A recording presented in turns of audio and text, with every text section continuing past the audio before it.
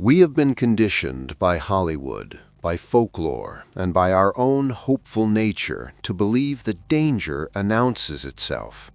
We expect the villain to be the scowling figure in the shadows, the person who openly screams threats, or the erratic stranger waving a weapon. We look for monsters that look like monsters. But the terrifying reality of human psychology is that the most lethal threats to your life do not arrive with a scowl. They arrive with a smile. They do not kick down your door. They unlock it with a key you gave them.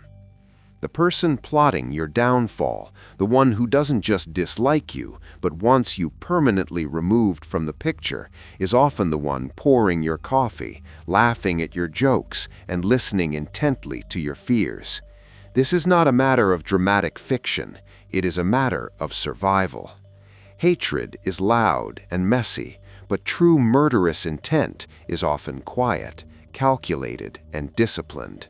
It wears a mask of civility, a polite Instagram-filtered veneer that conceals a dark, strategic objective. By the time most victims realize they are in the crosshairs, the trap has already snapped shut. To survive, one must learn to look past the surface level of social interaction and recognize the chilling, subtle architectures of a predator. These behaviors are not hunches. They are real, observable, psychological patterns. If you learn to see them, you strip the predator of their greatest weapon, your ignorance. The descent into this danger usually begins not with a threat, but with a presence. It starts with the unsettling phenomenon of the silent observer. This is distinct from the neighborhood gossip or the passive social media lurker. This is surveillance. When someone has targeted you for elimination, whether professionally, socially, or physically, they first need to understand the terrain. You are the terrain. These individuals do not just watch you, they study you with a military-grade precision that masquerades as casual coincidence. They memorize your schedule, analyze your routes, and catalog your habits. You might notice that a particular person seems to appear at your local coffee shop, your gym, or your grocery store with improbable frequency. They are always there just as you are arriving or leaving. When you mention a new interest, they already know about it. It feels coincidental, and your brain, trained to maintain social harmony, will try to dismiss it. We tell ourselves we are being paranoid, but predators rely on that hesitation. They weaponize your self-doubt. Consider the terrifying reality of how this manifests. You might have an ex-partner or a casual acquaintance who, months after a separation or a drift in friendship, remains on the periphery of your life. They aren't engaging, but they are there. They know where you will be before you get there. This is not a bid for reconciliation. It is a bid for control. It is the elimination of uncertainty. Philosophers like Epictetus warned us to be vigilant about our own sense of peace and order. When an external force disrupts that order by appearing too often without cause, it is a violation of your sovereignty. In our hyper-connected world, this surveillance is easier than ever, requiring only a smartphone and a lack of boundaries. When you feel that prickle on the back of your neck, that sense that a coincidence is actually a pattern, do not brush it off. Your instincts are older than your social conditioning. They are detecting a hunter in the tall grass. Once the predator has studied you, they often move to the second phase of the operation, which is the saboteur strategy. If they intend to harm you, they must first ensure that you are vulnerable, and the best way to do that is to isolate you. A predator knows that a target surrounded by a loyal pack is dangerous and difficult to take down. Therefore, they must sever your connections to the herd.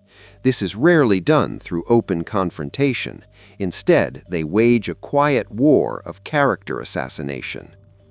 This phase is defined by calculated fragmentation.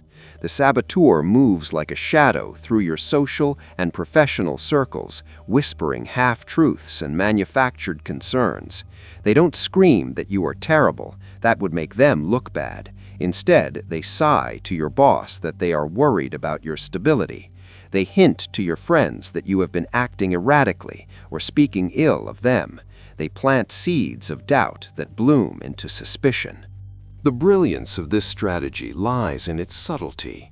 Each lie seems small on its own, but cumulatively they create a false reality where you are viewed as unreliable, toxic, or unstable.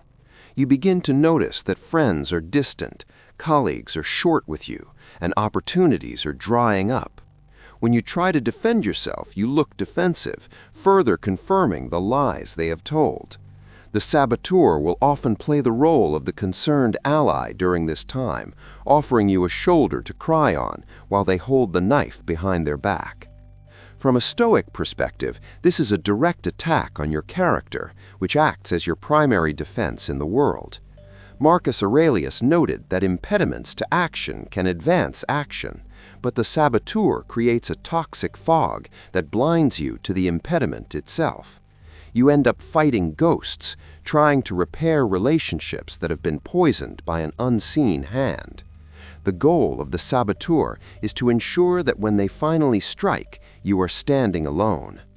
If you notice a sudden, inexplicable shift in how your circle treats you, and there is one person who seems to be the common denominator in all those circles, hovering, listening, helping, you must recognize that you are being socially dismantled. Perhaps the most insidious tactic, however, is the one that preys on your desire for connection, the false friend facade. This is the third and most deceptive sign. We are hardwired to trust affection.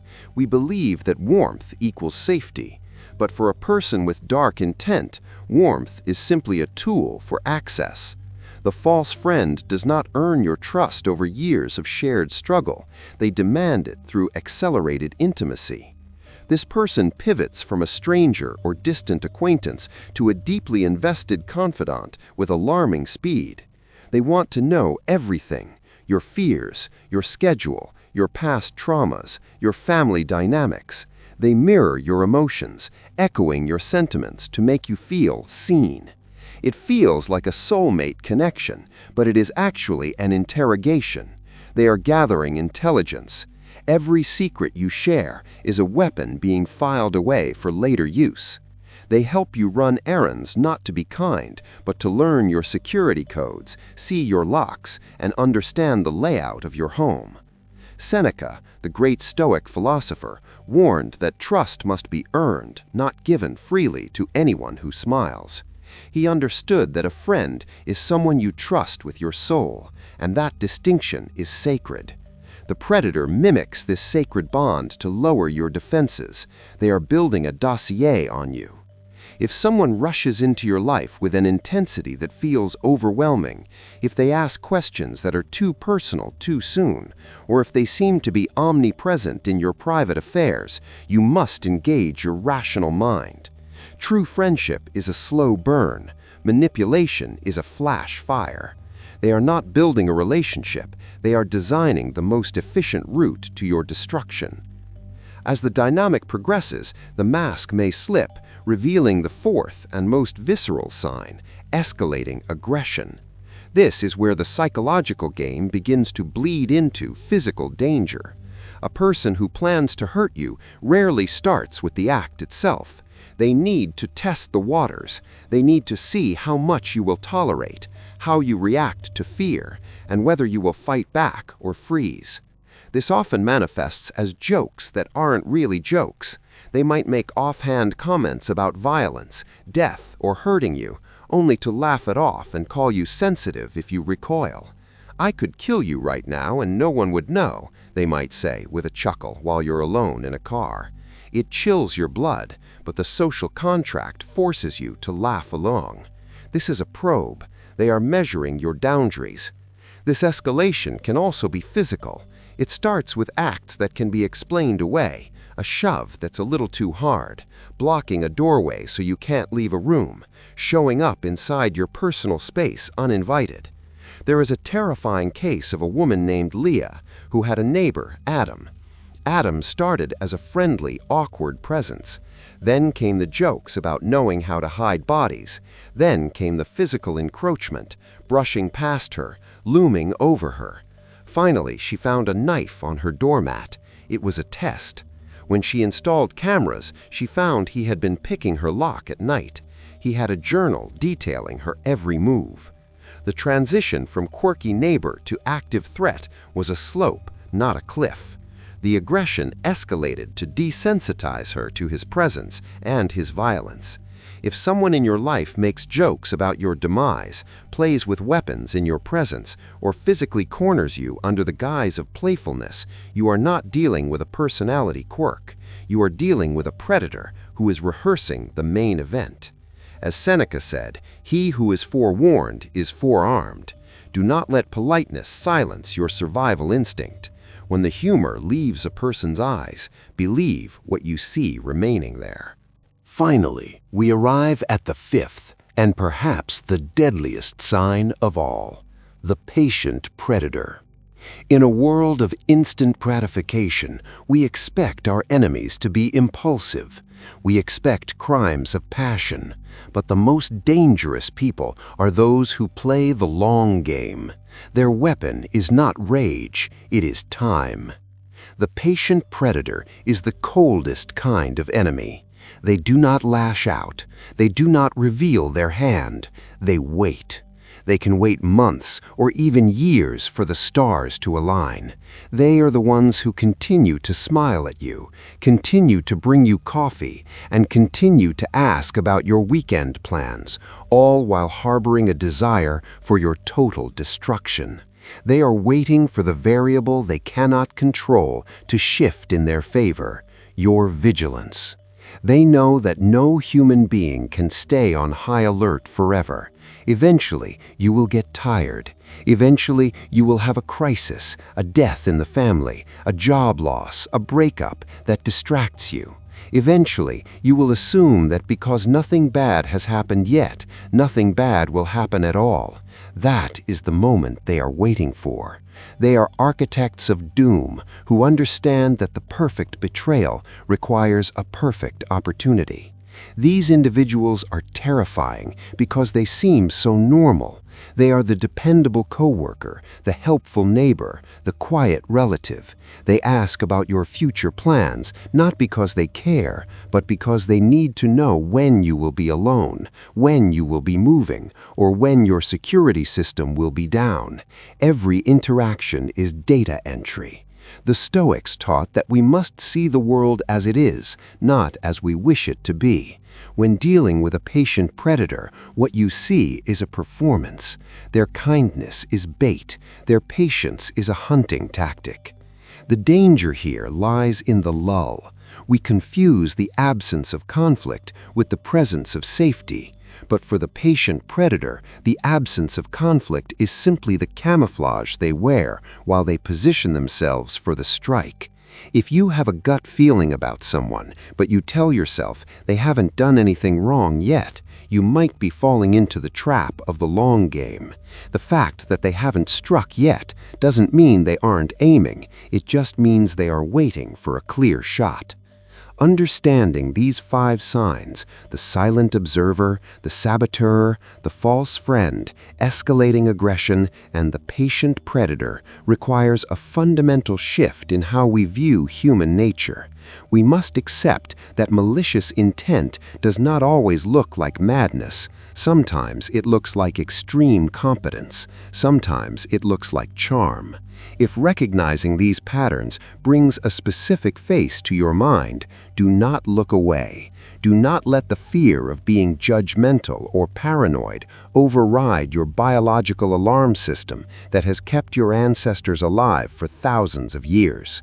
Your intuition is a powerful data processor that picks up on micro-expressions, tonal shifts, and pattern disruptions that your conscious mind misses. If your soul feels unsettled in someone's presence, honor that feeling. This knowledge is not meant to induce a life of fear, but a life of discernment. It is about survival. The world is full of wonderful, genuine people, but it also contains those who wish to do you harm. By recognizing the masks they wear, you deny them the element of surprise. You stop being a passive participant in your life and become an active guardian of your fate. Save this information, internalize it, share it, because when the mask finally slips and the predator reveals themselves, it is your awareness that will be the shield that saves you.